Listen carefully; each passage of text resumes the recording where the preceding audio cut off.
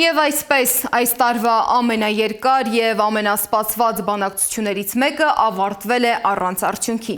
Պակիստանի մայրաքաղաք Իսլամաբադում Միացյալ Նահանգների և Իրանի ներկայացուցիչները ավելի քան 21 ժամ փակ դռների հետևում բանակցելուց հետո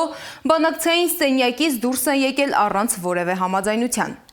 Պատերազմը դադարեցնելու շուրջ համաձայնության հասնել չի հաջողվել։ Պակիստանից մեկնելուց առաջ հայտարարել է ԱՄՆ փոխնախագահ Ջեյդի Վենսը։ Նրա խոսքով կողմերը ունեցել են բովանդակալից քննարկումներ, սակայն իրանական կողմը չի ընդունել Վաշինգտոնի ներկայացրած պայմանները։ Իրանի արտգործնախարարության խոսնակ Բաղային էլ իր հերթին նշել է, որ բանակցությունները տեղի են ունեցել անվստահության մթնոլորտում։